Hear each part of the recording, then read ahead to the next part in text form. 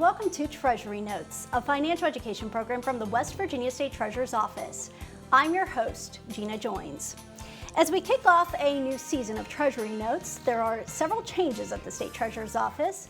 In mid-January, Riley Moore of Jefferson County was sworn in as West Virginia's 25th State Treasurer. Treasurer Moore is a former House of Delegates member and a former director at Textron. Treasurer Moore is joining me today to talk about his new role as State Treasurer and some of the new initiatives already underway for the office. Treasurer Moore, thank you so much for being here today. Thank you. Well, we're excited to talk to you. And Treasurer Moore, you were born in Morgantown. You're from the Eastern Panhandle most recently, now here in Charleston at the state capitol. Can you start by just telling the audience a little bit about yourself and your earlier career? Sure. So my career started off actually as a welder. I'd worked in a mining operation out towards the Eastern Panhandle. Folks from West Virginia, we were all in there mining trap rock at the time when I first started that profession. Went on to actually work at some smaller defense companies where I was doing some welding as well, and welded my way through college, and eventually went to college, and subsequent to that ended up actually working on Capitol Hill at one point. And then I came out to the private sector and worked in the defense and aerospace industry, and ran for the House of Delegates in 2016, and I won. And then I came back and ran for state treasurer here in 2020, and here I am. And so here we are. Yeah. Yeah, so you do have some experience in the state legislature. This is, very familiar to you, this space. And in mid-January, you were sworn in as state treasurer. I know you have had a robust legislative agenda. Of course, the legislature came into session here right after you were sworn in. That will translate into some big changes at the state treasurer's office, and definitely some new programs as well. One of those programs was your signature program. It's called Jumpstart. It's the Jumpstart Savings Act. Let's just start by talking about that initiative and what it is. If you could explain what it is and why you feel it is an important initiative. Sure. No, this was my signature piece of legislation. I ran on this program that was just an idea at the time. As I mentioned at the outset, I was a welder when I started my career off, and so this is a program that is really focused on the working people of West Virginia. We have a college savings plan here in West Virginia, throughout the entire country, called the College 529 Savings Plan. And I wanted to come up with a way that we could help people that are in trade, technical, or community college save money, not necessarily for their education, but for something that's equally as important after they graduate, so they can buy tools, equipment, licenses, certifications, or use these this savings program for startup business costs as well. That's a really expensive part of being in the trades. I know that myself from my time as a welder. And we really think that this is going to be a hit program here in the state. It's the first of its kind in the entire country. It doesn't exist anywhere else, so it's a great opportunity for West Virginia to lead. The investment itself, the savings account, is going to act like a college savings plan in terms of the dollars and how they're invested. But these accounts stay open in perpetuity. You just have to start one before you graduate trade, technical, or community college, and then you can use those dollars, as I said, on tools, equipment, licenses, certifications, or business startup costs in your trade or vocation. You could be a welder, you could be a hairdresser, you could be a carpenter, and there's a wide variety of things that this can apply to. And just to be clear, there is only 25% of our population here in West Virginia that has a college degree. This is focused on the other 75% of the population here in West Virginia, and it's a program that fits West Virginians. I think a lot of times we're trying to comport ourselves to the way other states are doing things. This is a program that fits the people of West Virginia, and it's a big step towards us not only training the workforce, which we have programs out there, but this is also going to train and equip us for the jobs of the future here in West Virginia. Yeah, this is an interesting concept, and I know you've had a lot of support for this. Of course, it did pass the legislature. And with 529 money, you mentioned that's college savings, but it's also for technical savings for education. What Jumpstart will do is take it that step further to where someone can really start their profession. And businesses can do some buy-in to this too. Talk about that piece, because I know an individual can save for their child or they can save for themselves, but a business can save for someone as well. Talk about that piece. Exactly. So as you mentioned, just to be clear, it does function exactly like the college savings plan where a grandparent, parent, whoever can start these savings plans. But the business itself can do a dollar for dollar match with their employee. So the employer can do a dollar for dollar match with their employee up to $5,000 annually. They can match them, and then that business can then write that off of their taxes per employee. And why that's so critically important is the newer the tool, the more productive the employee, but also the safer the employee. The newer the tools that you have, in my experience working in the trades, it was always the safer work environment that you were in when you had the newer, better equipment. Always a good thing. And let's talk about, you kind of touched on this, but I want to talk more about the importance of building that diverse blue-collar workforce here in West Virginia. You mentioned that's really what a lot of West Virginians are about. So to build on what we already are well known for and we do well, talk a little bit about why that's important to you. Yes, I think it's critically important where we've been in kind of boom-bust cycles in our economy. You know, when coal's riding high, we're riding high. When, you know, the bottom drops out, we're in a little bit of trouble. And, you know, there's a pretty big disparity in between kind of the haves and the have-nots in this state. And I think that flows with the boom and bust here in West Virginia. There's no strong economy really on the face of the planet or in this country, for instance, that doesn't have a strong middle class. Strong middle class is the backbone of any robust economy. We've seen Texas do this, that used to, you know, live and die by oil prices many, many decades ago, and now has diversified their economy, strengthened their middle class, and so they can hedge based on whatever happens in their commodity indexes and prices out there. So this is going to not only help the individual, it's going to help the economy of West Virginia, it's going to help us be stronger economically, it's going to make us more diverse, and I think it is going to attract people here to the state as well. Yeah, and you had a big bill signing for this.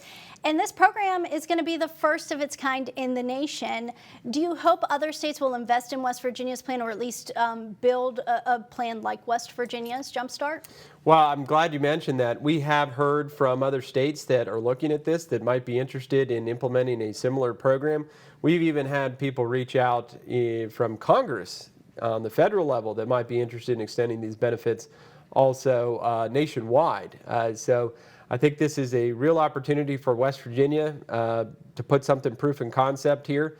And I do think that we'll see some of our neighboring states that might have an interest in adopting the same kind of program. That's great, and we see pictures there of the bill signing with the governor, so congratulations. And it doesn't officially open to participants for another full year, but of course a lot of work to be done as you get this program up and running. Can you explain what you are doing? I'm sure there's just so much to be done as you start to launch this program. Yes, we've had conversations with community colleges, trade schools, all around the state leading up to this bill signing. We felt very strongly that we were in a good position for this bill to pass the legislature. It was the first bill introduced actually in the House by Speaker Hanshaw. It flew right on through, passed unanimously, but through that whole time period, we've been talking to trade, technical, community colleges, and also labor unions, trade unions here in West Virginia, who have all bought into this concept. And so we are going to, once some of these COVID restrictions are relaxed, we're going to be hitting the road. We're going to be educating people to this program. We want them to understand that there's other opportunities, there's other tools out there that they can use to be able to start their career path. And going back, talking about tools, just to mention again about the Smart 529 College Savings Program, that is still under the Treasurer's Office. You're supporting that program, and it's a great program for people to invest in as well. Oh, yes, absolutely. The 529 College Savings Plan is a tremendous program where we have nearly $3 billion assets under management at this point. And, look, college is a great option for people, and I'm not trying to steer people away from it, but it is not the only option, and I don't think trade school or community college are necessarily a plan B for some folks. I think it's just another plan. Yeah, and you can use 529 monies for some of that education as well. So you can. Great opportunities for people to invest. Switching gears now, I want to talk about another big piece of legislation that will come under the Treasurer's Office here within the next year or so, the Hope Scholarship. This is another program passed by the state legislature. It's really educational savings accounts, and it's being called the Hope Scholarship. Talk about what this is going to do for the younger generation.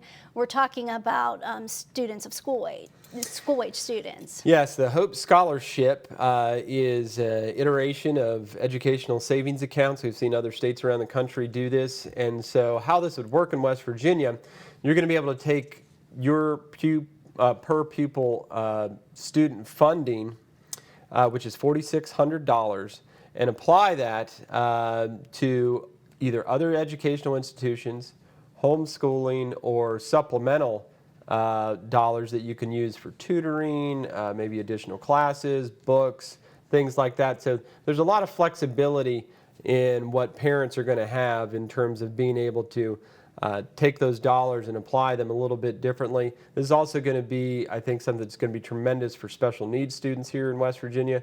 Obviously, their educational costs somewhat differ than the regular public school student, and their requirements are a little bit different. So this is going to provide them flexibility also with their state aid dollars that they have as well. So it's $4,600 that is going to be out there for parents to be able to have more control over their portion of those tax dollars and how they're going to be used to educate their children here in the state of West Virginia. And I'm sure you'll be working with the Board of Education, and this will be something that there is an application process, I believe, correct? There is an application process. We're going to be managing those dollars through our office. We're going to be tracking what are qualified expenses, and we're going to be doing that with the Department of Education, ensuring that they're applied to what are deemed qualified expenses here in the state. We're going to be ensuring that those dollars are spent correctly, and I think it's a really exciting opportunity. This is the most wide-ranging program in terms of its latitude and where and how the dollars can be spent anywhere in the United States right now. So I think that this is also going to, play a big role in being able to attract people here to the state of West Virginia. I do know that that's always a question out there for some businesses that want to relocate. What are our educational opportunities for their families as they want to move perhaps their management or engineers or what have you to the state of West Virginia? I think that this just makes us a more attractive state. Yeah. All right, Treasurer, thank you. We're going to take a quick break right now. But when we return, we will talk more about your plans for the State Treasurer's Office in the upcoming year. A lot more to talk about. Stay with us. We will be right back.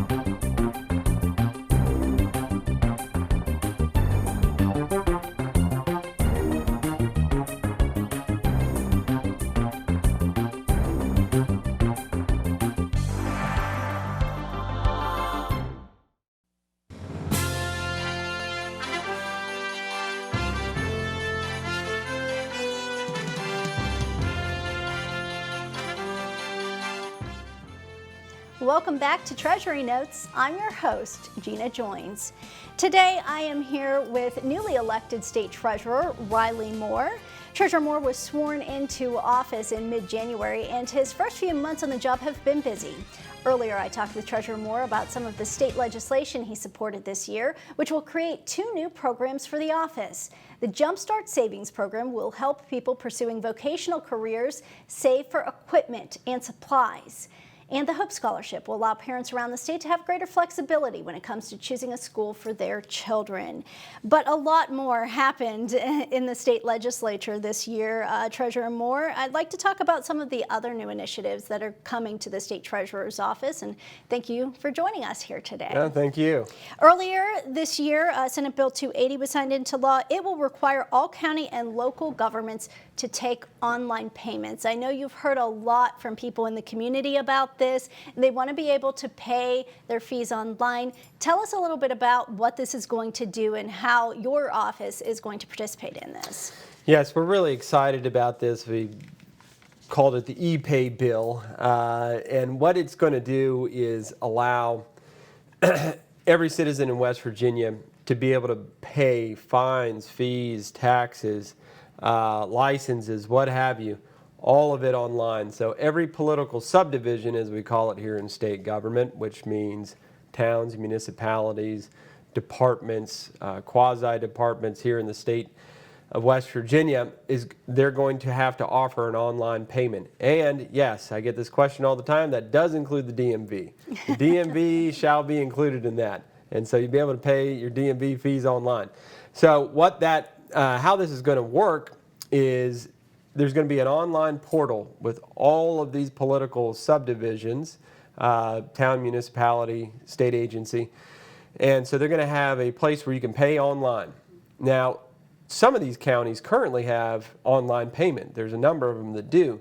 The problem is that the processing fee is typically pretty exorbitant, and to the point where individuals are not going to utilize that. And now, look, if you love going to your courthouse, you can still go to your courthouse. No problem. You can pay in person. We're not taking that option away.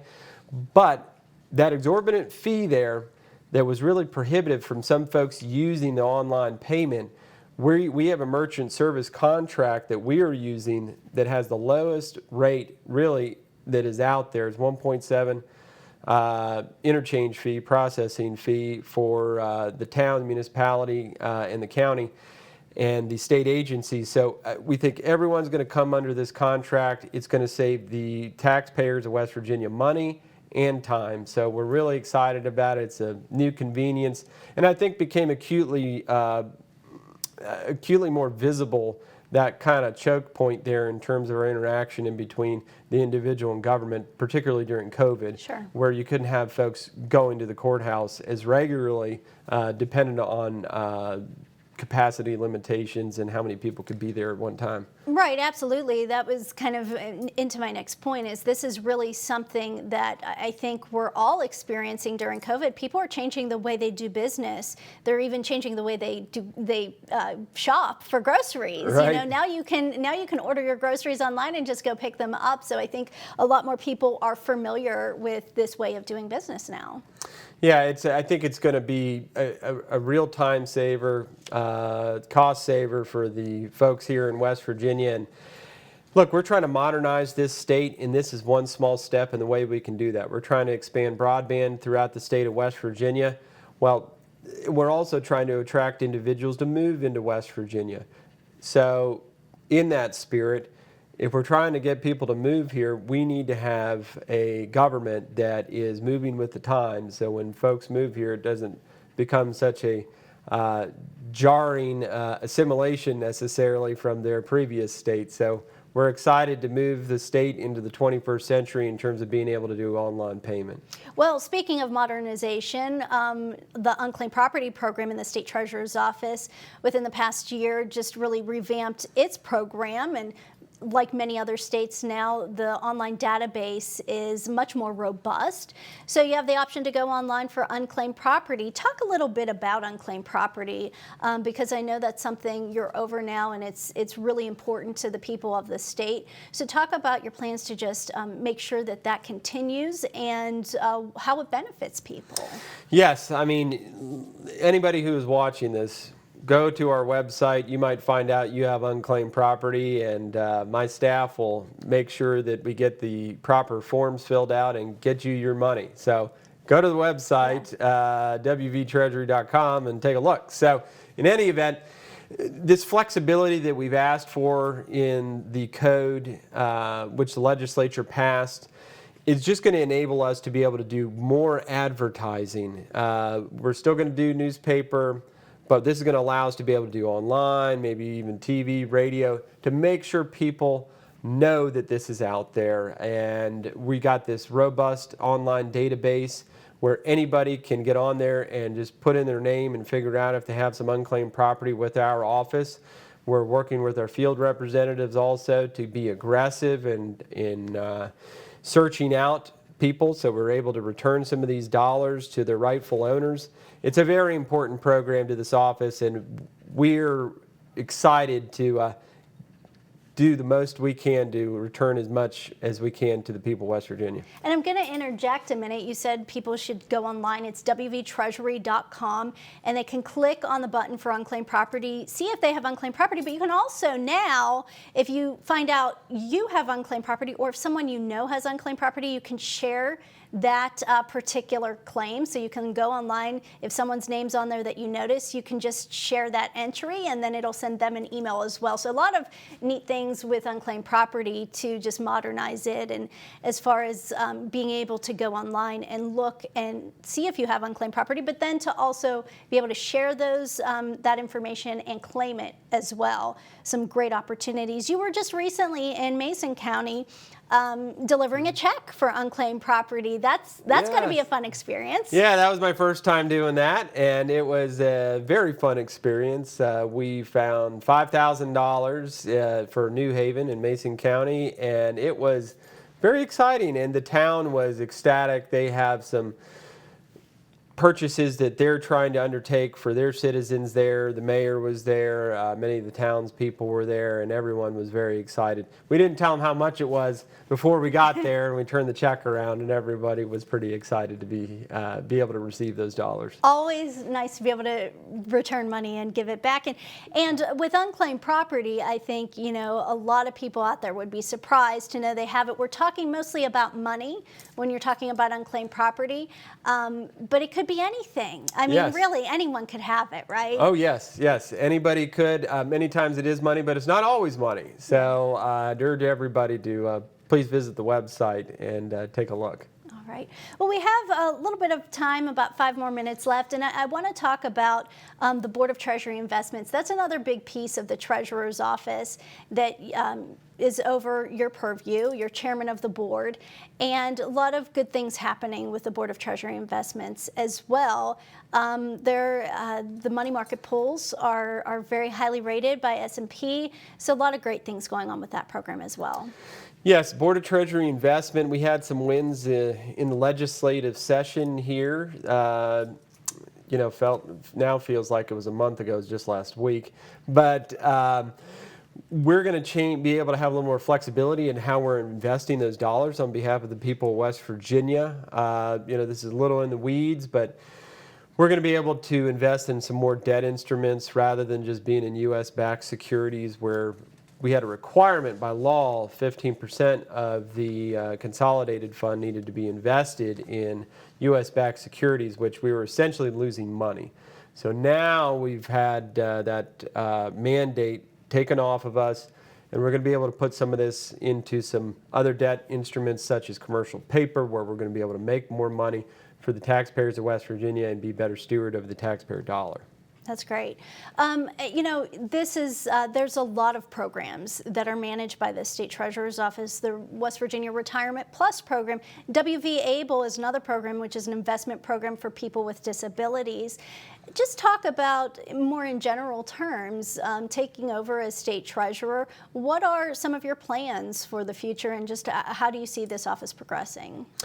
Yeah, I think what we want to do is really become more of a proactive office rather than, I know many state agencies in government are reactive. They see an issue or they get a complaint and then decide to react to it. We're going to try to be very proactive in our efforts and our interactions with the people of West Virginia. Signing up for some of these programs you just talked about, whether it's West Virginia Able, 457, which is our retirement supplemental plan for public employees here, the college savings plan, the 529, Jumpstart, which is the new plan for the blue collar savings account, and then we have the Hope Scholarship as well. So we're going to be very busy out there talking with the people of West Virginia and talking about these great programs that we have to offer them. That's fantastic. And again, I want to remind people you can go to wvtreasury.com if you have questions about the Treasurer's Office. If you want to find out if you have unclaimed property, we talked about that a little bit earlier. And as we close out the show, I just want to circle back to where we started with the Jumpstart program. Just again, if you could kind of recap what that will do for people. And again, they can go to wvtreasury.com for more information. Yes, the Jumpstart Savings Plan is a savings plan that's going to allow you to save dollars for tools, equipment, licenses, certifications, and also business startup costs. But the way this money is going to flow is very important. So you can deduct up to $25,000 off of your state income tax of dollars that you put into the account. So if you were to put in $10,000, you can deduct $10,000 off of your state income tax. So it would lower the amount that you're being taxed on in that year. You pay no capital gains tax. As the money grows, state capital gains tax does not apply. Then as you take the money out, as you withdraw money, you can also take a maximum deduction of $25,000 off of your income tax as the money comes out.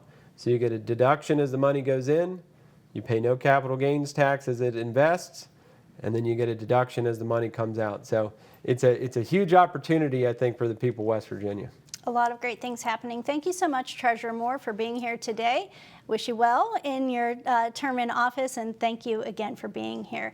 That's all the time we have. Thank you so much for joining us today. Remember, you can always get the latest news and information from the State Treasurer's Office. Follow us on Facebook, Twitter, and of course on our website.